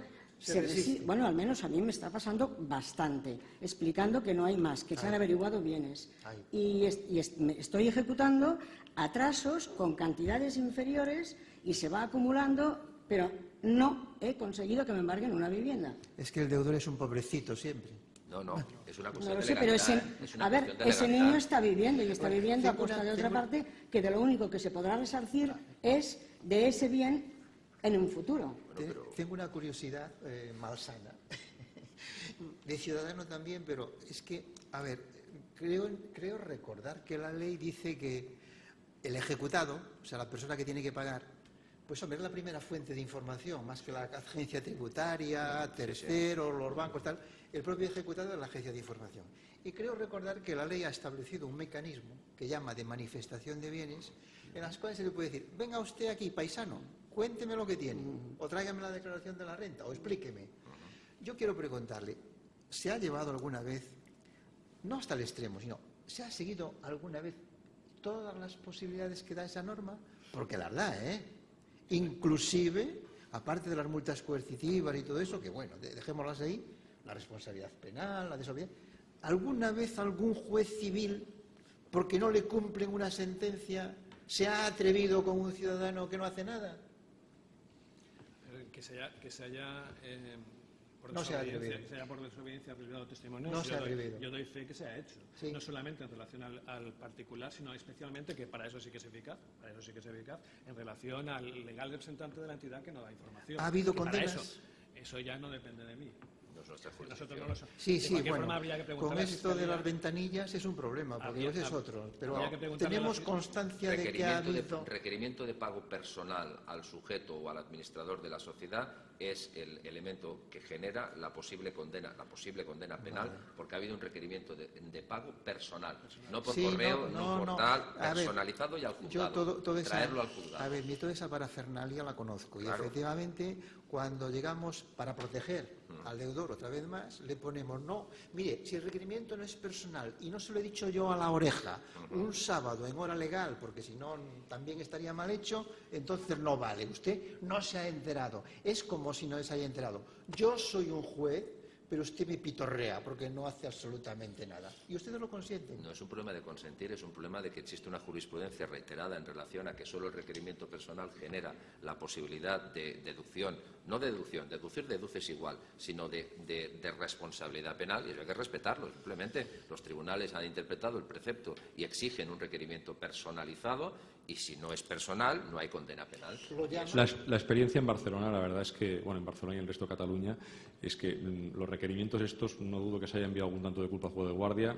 Yo creo que deben haber acabado todos en la papelera porque no se ha incubado ni una sola. Pero no al juzgado de guardia, Ignacio, a la fiscalía. No, a la fiscalía, al juzgado de guardia. No han acabado en ninguna condena porque, como dices tú muy bien, toda la teoría del Supremo, efectos de los requerimientos. Pero es que yo recuerdo un caso de un juez en Barcelona de primera instancia, que ahora está en un mercantil, no voy a decir el nombre, que a este señor se le ejecutaban prácticamente todas las sentencias. ¿Qué hacía este señor? Requerimiento del 589, tráiganmelo. Lo sentaba delante del juzgado y le decía, mire, yo soy el juez. Le voy a requerir para esto. Si no, le voy a poner una sanción y una multa. Y lo que me debe 10.000, de los 10.000 se van a convertir en 15.000 por las multas que le voy a poner a usted. Y encima le voy a enviar un tanto de culpa al juzgado de guardia. No te digo que en todos, pero te aseguro que en muchos asuntos esto se solucionaba. Es decir, aquí me da la oportunidad a citar al difunto doctor Serra, que en paz descanse. Me acuerdo de estas jornadas que hicisteis hace 4 años, que el doctor Serra decía, el problema es el diseño de la ley. Y yo me acuerdo con el doctor Serra, del que todos hemos aprendido, decíamos, sí, el problema es el diseño de la ley, pero hemos de convenir todos de que la ley nos da unas herramientas que no estamos utilizando. Es decir, el artículo 17 de la Ley Orgánica del Poder Judicial, todas las entidades personales, privadas y públicas están obligadas a colaborar con la Administración de Justicia. Este artículo no existe. El artículo 569 no existe. Es decir, entonces, ¿hay un exceso de ejecuciones? Sí. ¿Hay un exceso de trabajo? Sí. Ahora, ¿se utilizan las herramientas que tenemos en la ley? No. Definitivamente no. Yo creo, embargar, se embarga por lo que veo no mucho, es difícil localizar bienes, el deudor lo tenemos ahí, pero lo protegemos bastante, por lo que ha derivado la discusión. Vamos a dar un cambio porque la ejecución no se acaba aquí, vamos a dar un cambio de tercio y vais a permitir que hagamos un pequeño excurso sobre qué pasa cuando hemos conseguido embargar algo y tenemos que convertirlo en dinero. El sistema, los sistemas que empleamos, los mecanismos que empleamos, ¿son realmente, señor secretario, algo fiable, algo útil? En relación a aquellos bienes cuya forma de realización es la entrega directa, pues no hay ningún problema, obviamente. ¿Y hay muchas? Sí, hombre, el dinero, las participaciones, los bienes, los vehículos de motor, cuando se trata de la resolución. Se entregan directamente. Se entrega directamente o por un precio, en el caso de los vehículos, y no hay más problema. Eso es con absoluta diligencia, no hay ningún problema. El problema viene ya con la realización de bienes inmuebles, con el tema de la subasta, claro. ¿Y qué? El tema de la subasta es que, cualquier otra experiencia. Aquí, a ver qué nos dice la diapositiva. Fíjese, una subasta, gran subasta de arte, un éxito total. Siguiente, por favor. La contra. Qué desastre. Bueno, la figura del subastero ha desaparecido. No, la del subastero no, digo. Hay una que dice, qué éxito. La siguiente, judicial. Están missing los subasteros actualmente. Están missing. Hay que preguntarse por qué. No hay. No existe. No, ahora no hay mercado. No es que no existen. Vuelven a aparecer otra vez. No hay mercado. No, claro, es que, vamos a ver, podemos explicarlo. Sí, claro. Vamos a ver, es que en la subasta confluyen intereses de todas las partes, del ejecutante, del ejecutado, de terceros, que tienen más o menos interés en la adquisición de lo que estamos subastando, y del propio legislador, que puede utilizar la subasta como un vehículo para moderar o no, como ha hecho repetidamente, las consecuencias de la ejecución hipotecaria.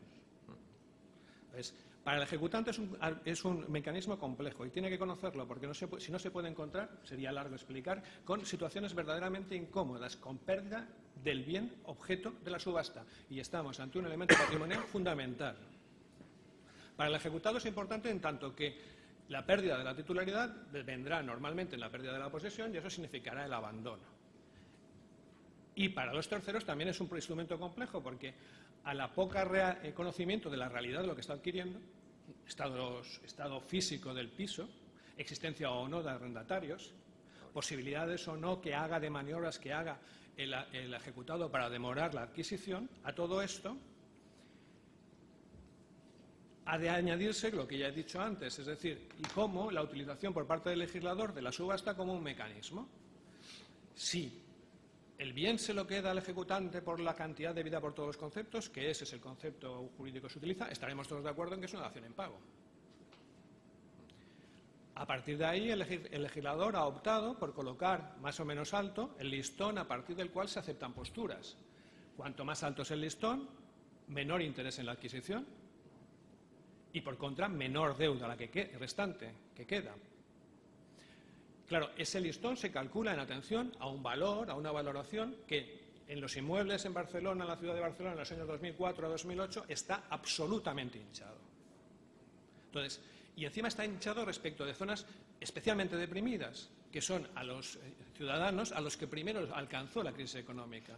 Es decir, que estamos subastando pisos que están absolutamente hinchados en su valoración, en zonas que no tienen mercado, porque quien lo puede adquirir son aquellos ciudadanos a los que primero alcanzó la crisis. Eso justifica que haya subastas en las que tenga el banco que dárselo. Que el legislador decida que el banco se lo queda por el 70 o el 50% es una decisión del legislador y es una decisión en tanto que moderadora de los rigores del mercado hipotecario. La otra diapositiva, que sería tanto como reflejar el rotundo fracaso que ha habido de la subasta por entidad especializada, probablemente la justificación de ese fracaso lo sea en la enorme cantidad de condicionantes y cortapisas que se estableció en su regulación, producto seguramente de cierta desconfianza hacia la misma. Yo no he visto en 12 años de vigencia efectiva de la Ley de Enjuiciamiento Civil ni una sola subasta por entidad especializada, aparte de que es más cara que la subasta judicial porque hay que pagar el intermediario. Yo he visto una y fracasó. Fracasó. O sea, que nos quedamos con que salvo esos casos verdaderamente reducidos de entrega directa, que son poquísimos, el método estándar es la subasta.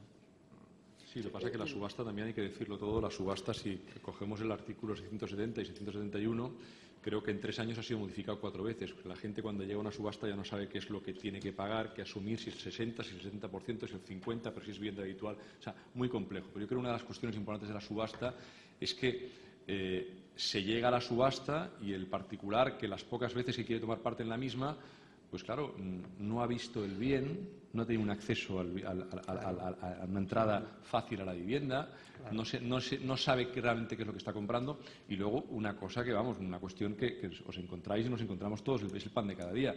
De repente, me he llevado el bien en la subasta, el secretario rápidamente me va a dictar el decreto de adjudicación y los mandatos de cancelación, y de repente, no, espérese, porque primero acredíteme que ha liquidado el impuesto para que me den la posesión.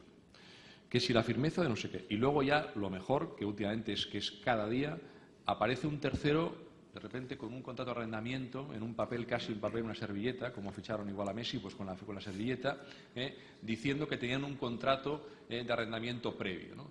Entonces, claro, es que eso desanima, por no decir otra cosa, a cualquiera, ¿no? ¿Quién va a acudir a una subasta con un riesgo tan tremendo como el que se puede producir en estas situaciones? Nos quejábamos todos de los subasteros, evidentemente, yo jamás los defenderé, pero es que ahora muchos los añoran, porque los subasteros podían con todo, se lo llevaban todo. Bueno, pero a ver, el pago de los impuestos es absolutamente necesario, que el que se adjudica un inmueble en un juzgado pague los impuestos. Pero parece mentira que el juzgado se preocupe de si paga los impuestos, que se preocupe la agencia tributaria, ¿no? En absoluto. ¿Por qué? Porque esto recuerdo que era de la Ley de Enjuiciamiento Civil de 1881, cuando se hablaba de las subastas voluntarias, que se establecía que, creo recordar en memoria, que para la entrega de la posesión se había de haber justificado el pago del impuesto. Actualmente no existe. Actualmente la parte esa no está derogada, pero sí que es cogerlo un poco. Pero bueno, a mí no me preocupa lo más mínimo que una entidad o un adjudicatario pague los impuestos. Sinceramente, no me preocupa lo más mínimo. Eso creo que es de obligación de todo ciudadano. Oye, todos pagamos impuestos, ¿no? Pues el que se adjudique un inmueble en subasta, que lo pague también. Pero sería más preocupante o más interesante que el juzgado se encargara o se preocupara mucho más de entregar el bien y la agencia tributaria de cobrar. La entrega del bien, esos contratos en servilleta, con la reforma de la Ley de Arrendamientos Urbanos, con la previa y necesaria inscripción del contrato en el registro de la propiedad, y ya prácticamente se ha eliminado esa X de la ecuación. Y la otra forma de eliminarla era, pues, porque sí que aparecían hasta ahora contratos ad hoc, vamos a llamarlos, se les convocaba a una vista a ese señor que decía: yo soy ocupante y tengo un contrato. Es cierto que a la que se iniciaba la ejecución hipotecaria, la finca se daba en arrendamiento a una tercera persona, o simplemente aparecía esa tercera persona con un contrato, se le convocaba a una vista delante del juez, y lo que hace el juez es pedir, muy simple: ¿usted dice que vive en esta finca? Pues muy bien, tráigame los contratos de suministro.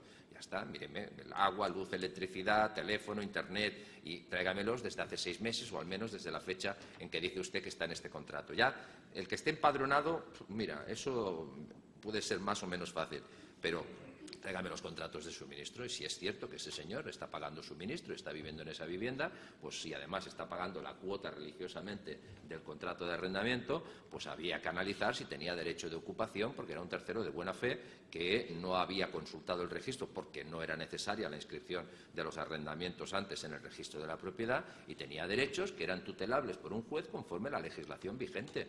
Y eso, claro, yo entiendo que el acreedor tiene derechos, pero es que hay terceros que también tienen derechos, y para eso están los jueces, para tutelar los intereses en juego, y eso es su trabajo. Del acreedor también, por eso. Pero una pregunta. Antes se ha hablado, por ejemplo, lo ha dicho Ángel, de los embargos de vehículos. No sé, todo el mundo, quien más quien menos, salimos a la calle, tiene un vehículo. Es decir, tenemos un parque automovilístico más viejo, más nuevo. ¿Por qué cuando se embarga un vehículo? Yo lo había visto esto hace muchos años, ya también peinamos canas, o las pocas que nos quedan. Es decir, antes se pedía la remoción y se pedía el depósito del vehículo. Esto parece que también es tabú.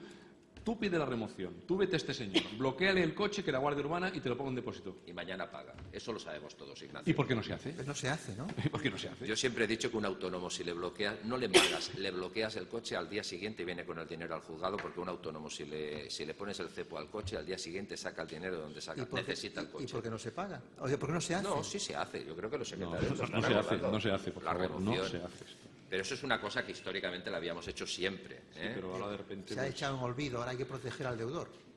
No sé, yo creo que sí se hace la remoción de depositario, ¿no? Si la piden. A ver, vamos a centrar las cosas. Una cosa es una medida de presión y otra cosa es una medida de realización. Si lo que está pidiendo es una pura medida de presión, pues eso no está amparado por la ley. Lo que está amparado es una medida de realización. Se hace. Lo que pasa es que, por lo menos desde mi experiencia, se condiciona la continuación del depósito a la efectiva ejecución sobre ese bien. Porque si no, lo que acabamos teniendo son vehículos en el depósito municipal, que tampoco es depósito, pero se utiliza como eso. simple y llanamente para ver si aquel señor, de aquella forma, pagaba por un vehículo que a lo mejor, todos lo sabemos, tiene un valor muy inferior al de uso que el propio deudor le da. Sí, yo quería hacerles una pregunta en relación a la liquidación de un bien común, una vez acordada la sentencia. Si tienen experiencia de cómo funciona la venta por una entidad acreditada, como un API, por ejemplo, y no ir a subasta. Si esto acaba funcionando o no acaba funcionando. Porque Ángel, tú. Yo no, en 12 años, repito, de eso, no he llegado a ver finalizar ni una sola subasta o venta a través de entidad especializada. Ni una. Yo tampoco. De la misma forma que jamás he visto un convenio de realización, a pesar de las posibilidades que tendría tanto para ejecutante como para ejecutado. Es que atraería muchísimas ventajas. Perfecto, Realmente. Pídanoslo. ¿El por qué? No, el por qué. Porque es el ejecutante quien tiene que solicitarlo. Sí, evidentemente. Pero O el si el ejecutado ejecutado no está de acuerdo, el juez lo puede acordar. Yo casi en este momento... Es que Es un problema económico. me preocupa, a ver, a mí, otro ciudadano, vuelve aquí el otro ciudadano preocupado, me preocupa que se vea la ejecución pues como, oye, no le vayamos a hacer daño porque como es un método coactivo, si lo utilizamos para una cosa que luego viene y paga voluntariamente y le estamos coaccionando, pues hombre, me parece que nos desviamos. Es que yo creo que es lo que hay que hacer en la ejecución, coaccionarle para que pague. No, es que lo ha dicho muy bien Ángel. Mire, el embargo de un coche no se saca a subasta nunca. Hombre, si es un Mercedes, un Audi, vale. Hombre, si no lo ven, ¿cómo quieres que lo saquen a subasta, Pablo? Es que si no lo ven, un Audi, un ¿cómo Mercedes, lo lo vamos a sacar a subasta y alguien pujará por él. La mayoría de coches que tenemos todos nosotros, o al menos yo el que tengo, por mi coche no dan 2 duros. Y lo ha dicho muy bien Ángel, el embargo tiene por objeto la realización, no la coacción. Y aquí, desde el punto de vista de las posturas de los acreedores, el embargo se utiliza como mecanismo de presión para la obtención de una negociación a través de la cual se obtenga líquido extrajudicialmente y quede en vía muerta el proceso judicial. Y eso es muy... ¿Por qué prejuzgan? No prejuzgo, porque si yo porque es la embargo un realidad coche, de miles y miles y pero- miles y miles de experiencias. Pero ¿por qué prejuzgan? Es decir, yo embargo un coche que vale menos del importe de mi crédito No, y bueno, puedo que no decir... tiene valor en subasta. Cuidado, eso de que no tiene valor Que en no- subasta que eso genera- hasta que venga alguien y lo compre. Hombre, Porque- yo, si me embargan un SEAT Ibiza de hace 10 años, que por la matrícula, ahora el embargo es del secretario, pero SEAT Ibiza, matrícula Barcelona tal NV, eso no tiene valor, eso tiene valor cero.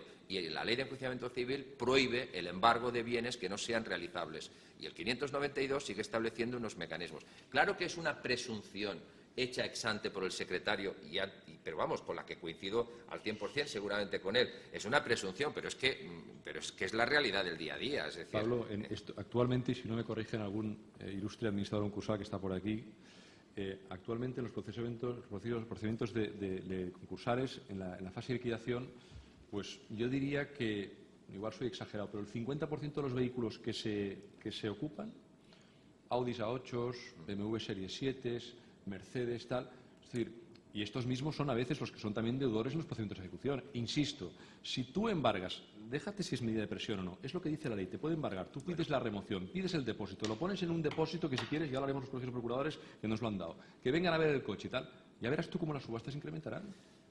yo sé que, como Quizás dice- el Ibiza este que dices tú no servirá de nada y tal, pero es que ya de entrada el oficio al registro de bienes muebles para embargar y para anotar el vehículo cuesta más que la ejecución. Por eso. Entonces, bueno, Pues por eso, ¿no? hagamos un Señor reset López Ocaro, todos, ¿no? te estás dando todos los argumentos. Una valoración parcial de un coche vale unos 400 euros, más el mandamiento pero del registro depende de del bienes coche, muebles. sí. Es decir, ¿cuánto tiene que valer un bien de Pero, estos para que sea pero interesante no para prejuzguemos, subasta? vayamos a Claro, comprobarlo. ¿Por qué se excluye? De todas formas, como estamos protegiendo al deudor, voy a Lo invocar... dice la ley, ¿eh? No, Lo cuidado. dice la ley 592, ¿eh? No embargue bienes que no sean realizables o que en subasta no puedan ser realizados en subasta. La Es decir, verdad- existe un mandato legal. La verdad es que por lo que vemos hay una discrepancia bastante radical entre la posición del tribunal Claro. y la posición de los operadores. De los acreedores. No, operadores, que son unas veces defienden al ejecutante, pero también defienden mucho al ejecutado. Aquí sí que hay equilibrio, por ley. Y además es El absolutamente equilibrio creo que lo libre. da más el tribunal. No está sometido a presión de ninguna de las partes. Tiene un equilibrio institucional claro, tiene un equilibrio institucional claro, eso no se puede negar, porque está en el fiel de la balanza, pero es el que tiene que tomar decisiones. Y lo que estamos viendo es que las decisiones hoy, por las razones que sean, y tampoco nos vamos a rasgar las vestiduras porque ello sea así, están un poco más escoradas a favor del deudor. Bueno, por las razones que sean. Pero me parece que en el derecho histórico, ¿verdad?, había también casos en los que la ejecución nos parecía muy drástica. La última, fíjense, aquí, en esta pragmática bastante antigua, no se dejaba embargar a los labradores las bestias de labor ni desde mayo hasta septiembre, durante el periodo en que se podía trabajar para la cosecha. Esto tenía su razón de ser, o sea, no... Estaba en la ley de enjuiciamiento de 1881. Cuidado, eso pasó luego tras otro tipo de cosas, pero esta es una moratoria clara que durante unos meses no se podía embargar. Y aquí no nos hemos atrevido, porque es lo que han pedido algunas plataformas de afectados, por la hipoteca, de hacer una moratoria. Y no nos hemos atrevido. Nos ha faltado empuje. ¿No hemos llegado a tanto en la protección del deudor? No, pero es que yo creo que eso es irreal. Mire, yo muchas veces cuando oigo todas estas noticias de las plataformas pienso, todo eso está en la Ley de Enjuiciamiento Civil, 704.2. El secretario judicial puede autorizar la moratoria del desahucio por motivos de valoración de cuestiones sociales, informes sociales, y no es necesario establecer un periodo durante el cual no se puede lanzar a la gente, si ya está en la Ley de Enjuiciamiento Civil. Bueno, la Ley de Enjuiciamiento Civil faculta al secretario a suspender el lanzamiento. ¿Por qué? Por motivos de acreditación social. Tráiganme un informe de este señor de la asistencia social estableciendo pues que tiene una situación X, y el secretario será el primero que hará esa. Antes era del juez, ahora lo han pasado en la última reforma al secretario, pero bueno, la valoración es la misma, entiendo. Bueno, pero el 704 se refiere a un mes. En todo caso, hablaríamos de la suspensión de lanzamientos que prevé la nueva del decreto. Reforma. Exacto. Vemos que el caso más grave, es el punto, digamos, seguramente más álgido, porque aquí hemos estado muy volcados en el tema hipotecario, es el del lanzamiento, ¿verdad? Y entonces aquí tenemos también dos posturas reflejadas de lo que es la legalidad vigente, e incluso la percepción del ciudadano. La acción es legal, pero es inmoral, dice un ciudadano. Y esto era, supongamos, un pensionista que no tenía dinero y que, bueno, tenía 2 casitas, las arrendó para cobrar en su vejez. Ahora, no le pagan, le destrozan el piso para echarlo fuera y poder subsistir él. Tiene que pasar por un trámite judicial en el cual favorecen otra vez al que no paga. No, favorecen no. Yo es que esa expresión no me parece ajustada. Yo creo que lo que se hace es tutelar derechos en los que en determinados momentos hay que tutelar derechos de las dos partes. No es que se favorezca una y otra parte. ¿Es desgraciado, como decía Ángel al principio, que hay que lanzar a la gente? Pues sí, y el secretario lo está haciendo ahora. Y a nadie nos hace ninguna gracia lanzar a la gente. Pero bueno, los juzgados estamos para esto, y seamos claros, los juzgados estamos para cobrar las deudas, para ejecutar y para lanzar. Sí, pero es que claro, estamos siempre en el ojo de las dos polémicas. Oiga, usted está lanzando a la gente. Sí, oiga, mire, es que mi trabajo es este. Sí, la función del secretario, la función del juez es esa. Lo que pasa que yo creo, Pablo, que con todo respeto y que no se malinterprete, porque también puedo decir, y con todo orgullo, que nuestro colegio, el Colegio de Procuradores de Barcelona y nuestra de Poderes y Medallas, fue la primera entidad jurídica de toda España que firmó un convenio con un ayuntamiento, en este caso de Barcelona, que se extendió luego a toda Cataluña para proteger a las personas con discapacidades, a las personas con menores y a las personas de mayor edad, para en los casos de desahucios, a la hora de practicar el requerimiento de pago, advertir de esta situación a los servicios sociales y poder canalizar y facilitar. Es decir, que no se me confunda tampoco cuando defiendo una cosa y también defiendo otra. Pero la verdad es que me viene perfecto esta noticia, porque esta noticia, no sé si han tenido ustedes ocasión de leerla en El País, es una noticia muy curiosa, es una noticia que explica el desahucio o el lanzamiento, mejor dicho, de una guardería. Explican que la renta inicialmente era una renta de 10.000 euros. La guardería, pues por problemas de menos niños, del pago de otras deudas, no podía asumirla. Se inició el procedimiento de desahucio. Pactaron con la propiedad al final redujo la renta de 10.000 a 6.000 euros. Y bueno, siguieron incumpliendo, pero la guardería, esto es lo que dice la noticia, la guardería, en vez de coger y decir, bueno, vamos a cerrar la guardería porque no podemos pagar y tal, no, la guardería llega al curso, sigue admitiendo a los niños y tal. Y claro, sorpresa también cuando ahora los padres dicen que es injusto. ¿Pero que es injusto para quién? Es decir, que la situación no nos gusta a nadie, evidentemente, pero explíquenle al propietario que no cobra sus rentas y que está pagando los impuestos de esa guardería, etcétera, etcétera, si es injusto o no es injusto. Pero también me hace mucha gracia que la noticia no está recogida del todo, pero luego más abajo había un recuadro del País donde, para seguir con este caldo de cultivo en el que estamos todos metidos, señalaba quién era el propietario, ¿no? Al propietario lo apuntaban como un empresario y tal. Bueno, yo pregunto, sea un empresario o no sea un empresario, ¿tiene derecho a cobrar las rentas? ¿Tiene derecho a que el juzgado le proteja de sus derechos y pueda ejecutar esta sentencia que, insisto, ha paralizado, ha bajado la renta y luego ha tenido que esperarse y al final ha conseguido ejecutarla? Yo creo que sí. Yo creo que sí. Es decir, creo que la situación es tristísima, es una guardería, me sabe fatal, pero bueno, es que también hay que pensar que el ejecutante tiene sus derechos y esto creo que últimamente lo estamos perdiendo. Bueno, el debate, como ven, es muy vivo, podría prolongarse in eternum, pero nosotros somos muy respetuosos con los tiempos de cierre. Entonces, antes de agradecer a los ponentes su excelente interpretación del papel, tiene cada uno como 15 segundos para el último flash. Señor juez. Bueno, señor secretario. Sí. Un flash, un mensaje final. No, hay muchos problemas para la ejecución. La ejecución forzosa hoy por hoy es el único de los cauces que tenemos para vencer la voluntad rebelde. Evidentemente que hay muchas cosas que pueden ser mejoradas. Debemos exigir a las administraciones públicas, legislativo y ejecutivo, que doten a la administración de los medios necesarios y que no olviden que una ejecución eficaz es un elemento de política económica en cuanto que da garantía al ciudadano de la realización de sus derechos. Señor magistrado.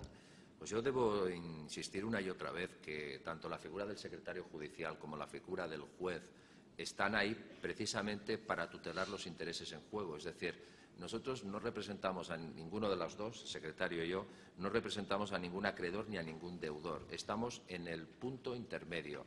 Y es cierto que a veces, seguramente por eso, nos critican los dos, que es lo que suele pasar en estos casos. Pero precisamente esa es la función del secretario judicial y del juez, tutelar los intereses en juego, arbitrar las medidas y las soluciones adecuadas al caso concreto, aunque en algunos casos, no seguramente en todos, obtengamos la crítica de todas las partes. Señora vicedecana. Pues por mi lado yo quisiera ya, precisamente en mi tema, insistir en dónde está la protección del menor en las ejecuciones, dónde está el fiscal en las ejecuciones. El fiscal solo está para dar su opinión sobre qué cantidad y qué régimen de visitas tiene que tener el menor, pero cuando estamos en el menor necesita comer, el padre o la madre no paga, ¿dónde está el fiscal? No dice nada. Señor decano. Telegráficamente yo diría 3 puntos. El primer punto, yo creo que hay que desburocratizar la ejecución, hay que evitar estos pasos intermedios que son completamente inútiles. Segundo punto, hay que mejorar de una vez por todas, insisto, de una vez por todas, los mecanismos de investigación judicial del patrimonio del ejecutado para que realmente esa conexión con Hacienda sirva de algo. Y en tercer lugar, y perdonen el corporativismo, pero creo que la experiencia hasta ahora ha sido negativa, pues probemos con otras cosas. Yo creo que equiparémonos al resto de Europa y demos entrada a un profesional como es el procurador, insisto, con el control del secretario judicial o del juez, para que una vez despachada la ejecución, pues sin pasos intermedios de escritos, oficios, providencia y tal, podamos practicar las diligencias de embargo, podamos asegurar los bienes y podamos seguir la ejecución. Yo creo que hay que tener en cuenta que la ejecución necesita ya por fin criterios de eficacia y de agilidad y hasta ahora, de este momento, no los hemos tenido. Señores protagonistas institucionales y operadores jurídicos, muchas gracias por haber interpretado y haber aceptado interpretar un papel tan difícil en una jornada que suscita tantos debates. Distinguido público, la función hoy ha terminado, pero sigue mañana a las 9. Muchas gracias por vuestra atención.